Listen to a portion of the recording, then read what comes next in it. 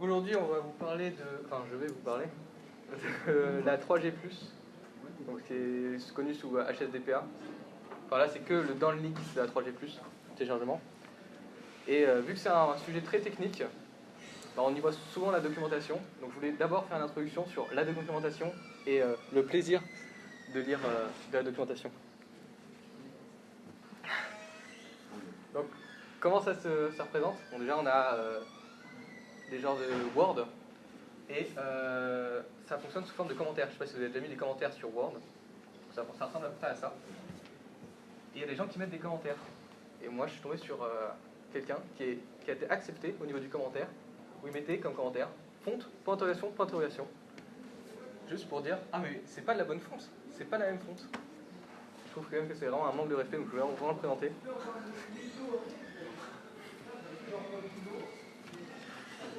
Maintenant je vais vous parler quand même d'un mec qui a fait une très bonne vidéo au niveau de la doc.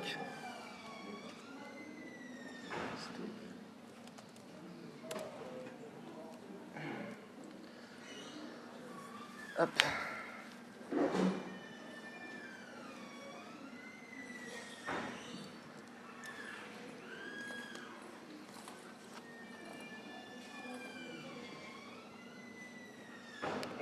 Of the reject clauses without integrity. This was the closest description for this feature. So on the left you can see other numbers which are related to the specifications, and I'll decode it rapidly.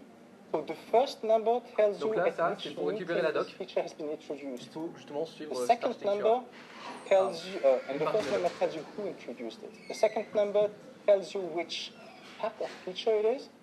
The third number tells you the change request. Le zip, justement, this il single faut feature. le dézipper pour récupérer And then you have doc. other modifications, other numbers. But based on that, you can go on the FTP. Bon, je vais remettre toute la partie de la vidéo, je vais quand même avancer un petit peu. You have the source file, the commit, you have voilà, the commit message, au niveau du commit. it's a CR request. You have altered on the top right.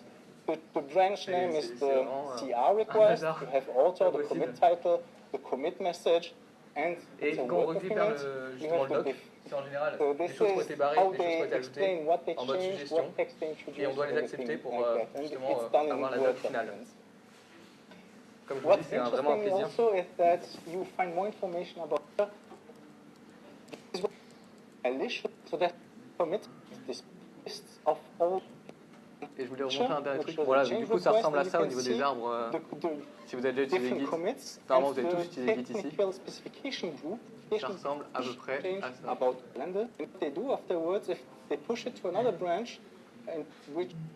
Et donc du coup, ça c'était à une conférence à Berlin, parce que la plupart des choses qui sont faites sur la radio, etc., c'est beaucoup les Allemands. Si vous voulez vraiment voir des choses par rapport à la radio, le mieux c'est d'aller voir chez les Allemands. Alors là, on a un peu de chance parce que c'est écrit en anglais, mais la plupart du temps c'est quand même en allemand. Et je voulais vous montrer un dernier truc qui était assez marrant. Cette personne a essayé de télécharger toute la documentation et de voir quelle taille ça faisait et combien de temps ça lui prenait. Et là, vous pouvez voir 3 jours, 229 gigas au total, et le zip, ça faisait 95 gigas. C'est assez incroyable. But if you make statistics, it will show you how many doc files are actually. Voilà, c'est une rapide vidéo. Hein, très bien, super. Ouais, non. Juste la direct. J'ai bien mon truc là. Ah oui, du coup, si vous voulez récupérer son script pour télécharger ou télécharger toute la doc, il l'a mis sur Osmocom. C'est un site, un Git, où il y a pas mal d'outils qui permettent de justement bien utiliser Adobe, voir sur les trucs de radio, avoir une implémentation de BSC, de BTS, toutes ces choses-là, elles y sont.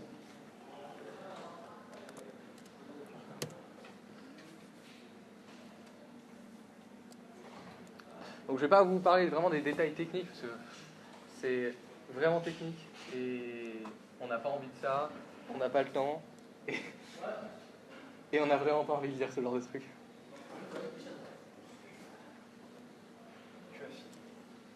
Je vais faire vite fait un rappel sur l'histoire de la trolley. Ouais, vas-y. Ok. Non, vas-y. Ouais. Bon, voilà, du coup, on a commencé avec le R2000. Maintenant, elle n'est plus du tout utilisée. Et là, on voit juste que UMTS, on avait du 1 mégabit par seconde. Et on a augmenté de 10 fois avec le HSDPA, justement ce que je vais expliquer. Et les pics en laboratoire, c'était du 15 mégabits par seconde, grosso modo. Alors, c'est intéressant, juste dans le schéma. Le HSDPA correspond à, mais peut-être que tu vas y revenir, sur la 3,5. Ouais. Le 3,9 correspond Au HSUPA. Ouais. Parce que en fait, HSDPA c'était le downlink et HSUPA c'est ce qu'ils ont fait pour l'amélioration pour le uplink. Donc c'est pour ça qu'on a le 3,9 avec le H+, qui est HSUPA, et HSDPA c'est la 3,5G. Et après, la 4G+, c'est une vraie 4G, parce que le LTE également, il a une élimination Ouais, toujours. au niveau de la 3,9G. Donc, pourquoi on a fait cette HSDPA on a voulu augmenter le débit de données descendant. Le but, c'est ce que je disais, justement, c'est du downlink. Et comment on a fait ça? On a, pour la couche L1, accéléré, on a rendu, en fait, on a fait des réductions de paquets. Enfin, de toute façon, je vais redécouper chaque partie après, mais c'est juste pour avoir une idée. On a réduit le nombre de paquets en combinant les paquets d'émission et de transmission. Donc le downlink et l'uplink étaient en partie mélangés, mais pas totalement, c'était juste pour certaines choses. Et on a rendu aussi une adaptation entre l'InnodeB et le BTS plus rapide. Et la dernière fonctionnalité qui est assez intéressante, et je vais y revenir pendant un petit bout de temps, c'est le MIMO. Il y avait du MIMO en 3G normal, mais c'était pas vraiment du MIMO, et je vais expliquer justement pourquoi. Donc déjà, les nouveaux channels de réseau qui ont été rajoutés, on a HSDS-CH. Donc c'est utilisé pour envoyer les données utilisateurs.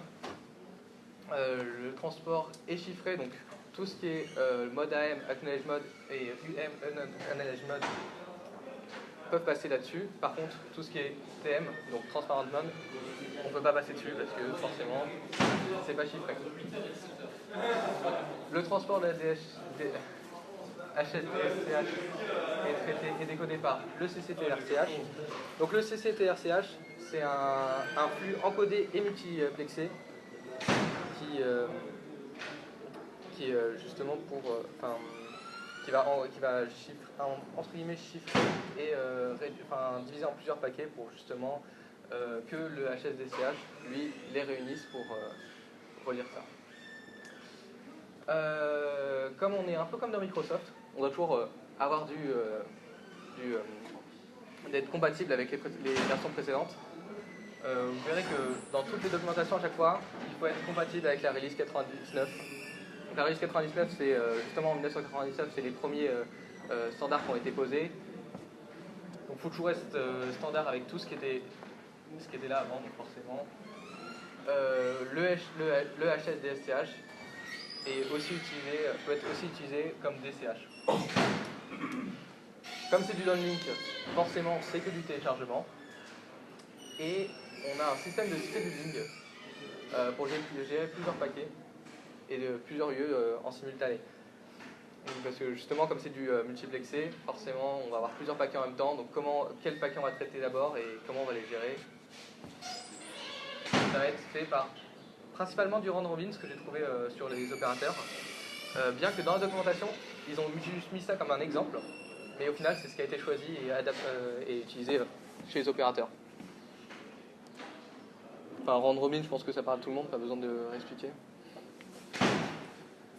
Le HSSCCH, donc lui c'est le channel de contrôle, utilisé pour justement le format de transfert pour le DSC et SCH. Et en fait, comme on voyait en cours, on a deux timeslots qui sont utilisés avant, justement pour le contrôle, enfin pour la configuration de base. Et après, on a la data qui commence à descendre. Les caractéristiques de la HSDPA. Je voulais un peu revenir sur l'architecture qui est mise en place. Les trois principaux, enfin moi que je trouve principaux en tout cas, en interface, on a l'UE, donc c'est l'interface entre le user et l'inode B. On va avoir le LUB. Si c'est mal affiché, vous pouvez regarder sur Slack, c'est un peu mieux affiché parce que c'est en 7/9, après c'est du 4 tiers. Qui lui, justement, c'est le lien avec le RNC. Le RNC, on peut un peu le caractériser comme le MME pour la 4G. Enfin, je l'associe un peu à ça. Et sinon, pour tout ce qui est GPRS et GSM, c'est plus l'ABSC. En tout cas, dans ce que j'ai après.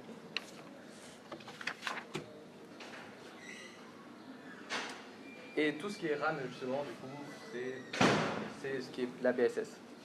Donc Base Station.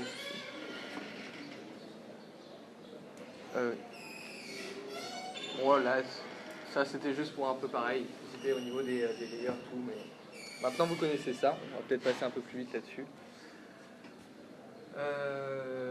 Oui, donc le Mac, la configuration du... donc c'est tout ce qui gère justement pour le contrôle, la signalisation et toutes ces choses-là. Donc c'est fait par le RRC qui envoie au Mac. Et justement, il fait le lien, ouais, entre le physique, les canaux physiques et les canaux logiques. Parce que forcément, comme on est sur du multiplexé, etc., il faut faire un lien qui n'est pas forcément le... C'est comme dans votre ordinateur, la mémoire sur laquelle vous tapez, c'est parce que c'est à une adresse que forcément c'est cette adresse-là physiquement. Là c'est pareil, c'est son rôle.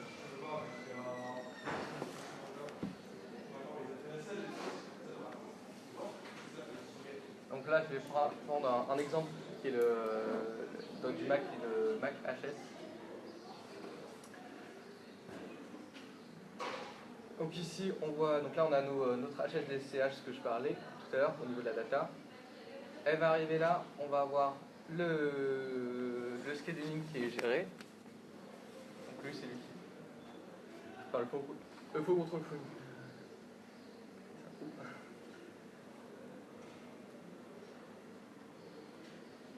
Oui, donc justement, il va faire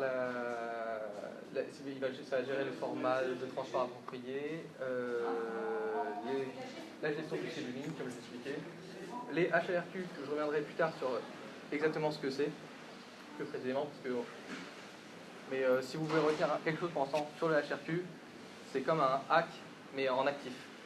En fait, peut-être une visibilité sur pourquoi justement on a le champ TTI. Ah oui. Ouais. Pourquoi? Parce que en fait, dans la première version de la 3G, la façon dont ça se passe, c'est que vous émettez, si on avait vu en introduction l'année dernière, vous émettez sur la même fréquence que votre voisin et sur le même temps. Donc, on a ce partage. C'est comme si, en fait, à Benoît, on lui envoyait des messages simultanément, on lui parlait tout, et il était capable, lui en tant qu'antenne, de comprendre tous les messages qui se passaient dans la salle. Ce qui se passe, c'est que, comment c'est possible, et comment finalement limiter le bruit, c'est qu'on a une introduction de ce qu'on appelle des codes orthogonaux. C'est-à-dire que nos signaux s'annulent, ça avec les propriétés mathématiques. Et on a un deuxième élément, c'est que j'assimile souvent, je dis souvent qu'on vous donne un code. On vous donne ce code. Plus le code est grand, plus le débit est petit. Plus le code est petit, plus votre débit est grand. C'est ce qu'on appelle un arbre de produits scalaires. Et c'est comme si dans la salle, là aujourd'hui on est 14-15, eh bien en fait on parlait 15 langues différentes. Et Benoît était capable de déchiffrer les 15 langues différentes. Maintenant, ce qui se passe, c'est que comme vous êtes en téléchargement, etc., tout le principe en fait des champs TTI, c'est qu'on va introduire ce qu'on avait vu en GSM, c'est-à-dire un découpage en temps. Et en fait, c'est là où... Mais justement, en 3G, en fait, il y a quand même un TTI. qui était mis à 10 millisecondes. Ouais, mais de taille fixe. Oui, de taille fixe. Alors que là, Et on va là, avoir il sera une taille variable. c'est ça. Mais par contre, il sera quand même autour de 2 millisecondes. Ils ont quand même réduit beaucoup. Et maintenant, Pour permettre d'augmenter les débits par utilisateur. On vit C'est un ça. système GSM, GPRS. Maintenant, c'est beaucoup plus de découpage, beaucoup plus de. Enfin, voilà. Justement, le HRQ, dont on parlait tout à l'heure, c'est ce que je disais, c'est juste un hack plutôt actif. Donc en fait, il utilise le FEC, donc Forward Error Correction. Il va informer quand il y a un paquet qui est mauvais ou qu'il y a un problème. Donc là, on va juste faire vite fait la décomposition. Donc, on a notre premier paquet, on reçoit le premier paquet, donc on hack, c'est bon, on a reçu le premier paquet. Deuxième paquet, tiens, autour de 2 millisecondes, on n'a pas reçu encore notre paquet. Paf, on envoie un hack pour dire j'ai toujours pas reçu le paquet, il y a peut-être un problème. Paf, il y a un autre problème, on envoie encore le paquet. Là, on le reçoit et on continue. Alors, ce qui est intéressant, c'est justement le protocole stop and wait. Il va envoyer, mais donc là, on voit par exemple, il y a varié 1, 2, 3, 4, 5, 6. Il n'a pas encore reçu le 3. Donc, du coup, lui, il va s'arrêter, il va faire j'ai reçu 1, 2 et 3. Le 3, je l'ai pas reçu, j'attends de recevoir le 3 pour pouvoir continuer. Et donc, du coup, je vais attendre qu'on me renvoie le 4, 5, 6, 7, etc. pour avoir les paquets. C'est-à-dire que si on envoie les paquets, même si il va pas. En fait, c'est pas comme du full duplex où on reçoit les paquets et même si on a un paquet qui est après, on le garde et on le mettra après. Non, non, on veut vraiment que ce soit dans l'ordre des paquets. Et c'est justement le principe de HRQ avec le Forward Error Correction et le Stop and Wait. Maintenant, j'ai une question pour vous. Pourquoi un signal pourrait être de mauvaise qualité? Pourquoi quand on envoie une onde, qu'est-ce qu'il pourrait avoir comme problème? Qu'est-ce qu'une onde peut avoir comme problème dans... Quoi? Un niveau mécanique? À quoi? Un niveau mécanique de l'onde elle-même ou un niveau protocolaire? Physique. Enfin, mécanique, oui. Vas-y.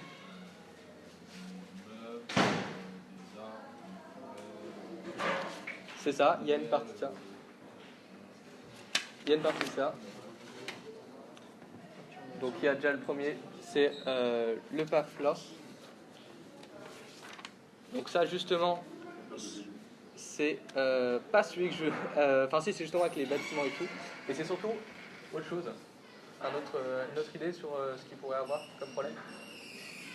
Vas-y. Il y a des conflits avec d'autres ondes qui... Ouais, mais c'est pas celui-là que j'attendais. Bah, ouais. Au niveau de la Terre, la Terre elle est ronde.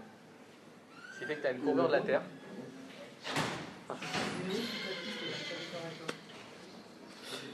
Ouais, elle est ronde et du coup, une onde, quand on l'envoie, c'est droit. Et forcément, donc du coup, comme il y a des courbures de la Terre, l'onde elle part un peu comme ça. Donc forcément, il y a un moment où on perd le signal. Et c'est une des causes, c'est une des choses qu'ils ont pris en compte au niveau de la HSDPA et même avant. Mais donc, du coup, c'est le path loss, donc c'est justement la courbure de la Terre et les bâtiments, etc. Tout ce qui est en fait pourquoi le chemin peut être perdu. Et le Rayleigh fading, ça c'est justement le bruit des autres ondes, etc., micro-ondes, etc. qui peuvent arriver. Voilà.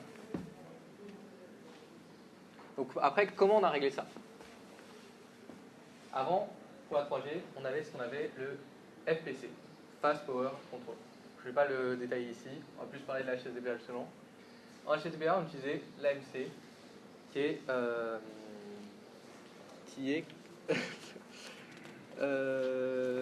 ouais. L'adaptive modulation encoding. Donc ce qu'elle fait, c'est par rapport à la QoS. On reçoit justement le terminal envoie des CQI.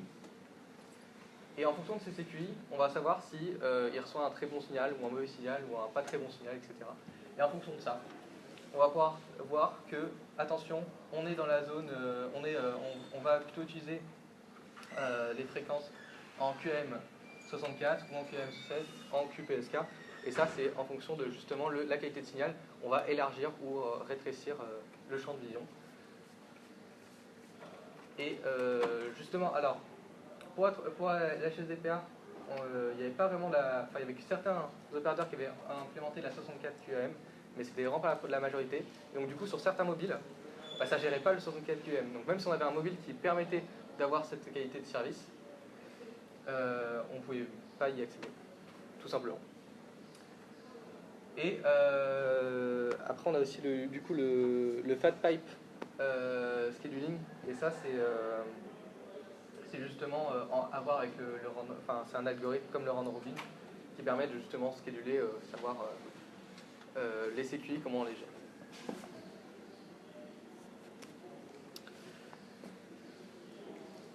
Comment on... Il y avait un autre problème, oui. Maintenant, je vais vous parler des Fast Cell Selection. Donc, comme en HSDPA, on peut gérer plusieurs antennes à la fois. On avait un système de savoir quelle est l'antenne la plus qui allait nous envoyer le meilleur signal. Donc là, en fait, c'était un système qui calculait les variations d'interférence, ou justement le bruit qu'il pouvait avoir, etc. Et permettre de choisir la meilleure antenne. Et ça, c'était transféré par le DPCCH. Et après, en fait, on élisait une cellule comme cellule primaire et les autres comme secondaire. Et c'était soit on utilisait principalement cette cellule, soit on pouvait utiliser aussi les autres. Mais ça, c'était dans des cas particuliers que je vous expliquerai plus tard. Donc ça, c'est ce que j'expliquais par rapport aux demi-secondes, c'est toujours par rapport au TTI. Hein, donc lui, il envoie régulièrement, à peu près les demi-secondes, un CQI pour informer de la qualité de service qu'il a. Le MIMO, justement.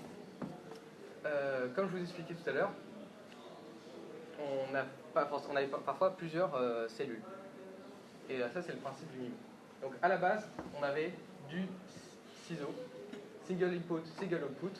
On a juste une antenne, un récepteur, et ça pouvait envoyer que ce signal-là.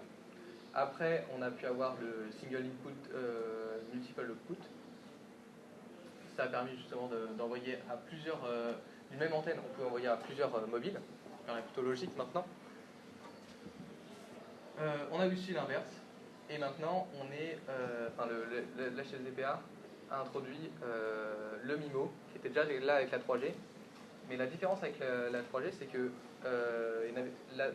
la 3G, c'était plus dans l'espace. On pouvait envoyer à plusieurs terminaux, mais il ne divisait pas les paquets ou quoi que ce soit, c'est-à-dire qu'il envoyait tous les paquets d'un coup à un terminal.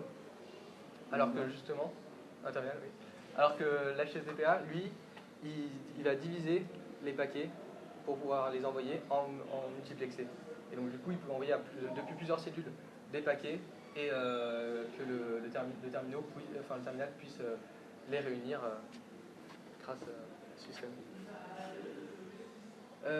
Pourquoi on a utilisé le niveau ? Forcément, on a besoin de beaucoup de débit pour les vidéos. C'est là qu'on a pu introduire les vidéos, principalement. Et ah oui, la première apparition du niveau, ça a été au niveau du Wi-Fi. Donc c'était avec la RFC 802.11a. Et après, dans les mobiles, ça a été apporté en 2001, justement avec la 3G. Mais comme je vous disais, moi je ne considère pas ça vraiment comme du vrai MIMO. Et c'est plus vraiment avec l'HSDPA qu'on a pu voir le MIMO apparaître. Maintenant, dans HSDPA, justement, comment on l'implémente. Comme je vous expliquais, on peut diviser en plusieurs paquets. Donc là, par exemple, on va avoir les antennes, elles vont pouvoir envoyer sur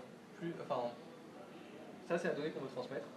Sur plusieurs cellules, on va découper le message. Et on va pas vraiment découper le message, c'est-à-dire qu'on va avoir aussi la redondance, c'est-à-dire qu'on va avoir les mêmes messages qui vont apparaître. Ça va en passer par le réseau, et ensuite, on va redistribuer sur chaque personne pour pouvoir récupérer la data. Là, en fait, il y a une reconstruction par rapport à justement la redondance. On va avoir plusieurs points de données. Et vu qu'on va voir, on a telle antenne, telle cellule qui m'a envoyé ce paquet et telle antenne qui m'a envoyé ce paquet, je vais les comparer et je vais voir qu'il y a des points. Je sais que c'est la redondance, donc je sais que tel point, tel point, tel point, ça va se corréler, et on va avoir notre message reconstitué. On a quand même toujours des problèmes de bruit qui persistent, et en fonction du CQI que le terminal va envoyer, c'est possible de désactiver le MIMO, parce que déjà si on n'arrive pas à avoir un signal assez élevé pour une seule cellule, ça sert à rien d'avoir plusieurs cellules qui nous envoient des données, c'est mort. Jamais on aura un bon signal, ça sert à rien, donc autant la désactiver. Maintenant, la 5G, je voulais faire un parallèle avec la 5G qui refait une révolution sur le MIMO. Je ne sais pas si vous connaissez la fente de Young. C'est un phénomène où justement, pour l'expliquer, on faisait des vagues, et on mettait deux trous comme ça. Et ensuite, on voit qu'il y a des vagues qui vont se produire, et il va y avoir des interférences, et on va voir qu'au milieu, il y a un plat. Et ce plat, c'est utilisé justement pour mieux cibler les utilisateurs. On va pouvoir cibler vraiment chaque user et mettre pas d'onde, enfin pas de bruit sur les autres endroits. Et ça, c'est vraiment intéressant par rapport à avant. C'est-à-dire que déjà, on prend moins d'ondes et en plus, on cible vraiment l'utilisateur et on ne fait pas de bruit à côté pour justement gâcher les autres antennes, etc. Et justement, il y avait un autre truc aussi, c'était il pouvait élargir, utiliser les ondes constructives, donc toujours avec la fente de Young, pour booster le signal et aller plus loin et taper des utilisateurs qui étaient plus loin que prévu. Voilà. Ok. Le fonctionnement en mobilité. Dans l'essentiel, vraiment. Ok. Alors ça c'est intéressant. Le software de c'est pendant HSDPA, mais on ne l'a pas forcément vu. Deux secondes, c'est simplement une antenne, un mobile qui correspond avec deux antennes différentes dans le but Donc justement le soft handover n'existe pas. Donc on utilise du hard handover. Ce qui fait que quand on passe d'une antenne à une autre, quand on a un signal, il y a le signal qui se coupe entre guillemets. Et en fait il passe en mode compressé. C'est-à-dire qu'on va avoir un mini buffer pour récupérer la donnée. Mais ça va pas durer assez longtemps. Et on va avoir une coupure et une réception après. Retour à la communication. Le côté commercial, donc je voulais finir sur une note un peu plus légère que toute technique qu'on a eue. C'est assez barbant des fois. On a SFR qui était en avance sur ses concurrents. Alors maintenant on se dit c'est pas possible, comment SFR pouvait être en avance sur ses concurrents. Et ben en 2006, ils étaient les premiers à développer un réseau 3G+, alors que ses concurrents n'avaient même pas encore développé leur réseau 3G, donc UMTS. Et il n'y a qu'en 2007 où il y a des concurrents qui ont pu le rejoindre et avoir leur réseau 3G+. Maintenant, il y a la réplique avec Orange qui, elle, déploie son réseau 3G+, sur les grandes villes de la Réunion et offre un débit de 3,6 mégabits par seconde qui permet vraiment d'offrir des bonnes vidéos. Sauf retour de bâton, août 2008. Donc un mois après, Orange reconnaît avoir bridé le débit de l'iPhone 3G et du coup d'avoir juste la 3G normale alors qu'il proposait la 3G+. En fait, on a Orange qui a accusé Apple en disant c'est de leur faute, c'est leur téléphone qui ne marche pas. Et il y a des utilisateurs qui ont changé l'APN, donc justement le point d'accès, et qui ont fait mais nous on a un iPhone, et là on arrive à capter très bien de la 3G+. Qu'est-ce que vous avez fait? Et puis SFR, ils en ont profité pour en plus dire ah bah nous, tous nos utilisateurs qui utilisent l'iPhone 3G marchent très bien. Qu'est-ce que vous racontez? Donc là c'était un peu le retour de bâton et ils ont dû, pour compenser ça, proposer des offres à 1,8 mégabits par seconde à partir du 15 septembre 2008 sur tous les nouveaux utilisateurs d'iPhone 3G. Parce qu'ils avaient fait un peu une bourde. Hein. Pose question, est-ce que vous avez des questions par rapport à ce que je dis? Ouais. Une histoire de forme de Young pour cibler les utilisateurs finaux, enfin les utilisateurs cibles, quoi. Ouais. Je comprends comprends pas bien parce que la fonte de Young est créée, bah, comme tu as dit, elle crée un plat, c'est une annihilation longue au milieu. C'est ça. Comment tu peux cibler quelqu'un et ne pas. Enfin, parce qu'il me paraîtrait falloir le contraire, il me paraîtrait falloir avoir une onde à un endroit et En fait, pas quand tourner on autour, une onde, et là, c'est un peu compliqué d'envoyer juste un endroit précisément. Oui, mais. Donc, du coup, ils ont réussi à faire avec des ondes constructives et destructives. Donc, justement, qui a été, avec l'esprit de la phénomène, etc. Ils ont vraiment évolué. Hein. C'est maintenant des calculs beaucoup plus compliqués, ce que permet les équations, etc. Et justement, à assembler des ondes constructives, même des ondes constructives pour justement booster le signal et atteindre des gens en plus loin. Et à la différence, mettre des ondes destructives là où ils n'en avaient pas besoin pour justement annuler tout le signal qu'ils avaient produit avec ça.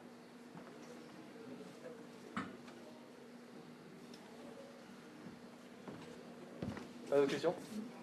Et justement, après, bon bah merci. Et moi j'avais fait un glossaire. Et voilà pour les sources. Voilà, je reviendrai juste sur un élément, merci Benoît, sur notamment ce fameux LTE dans lequel tu assignes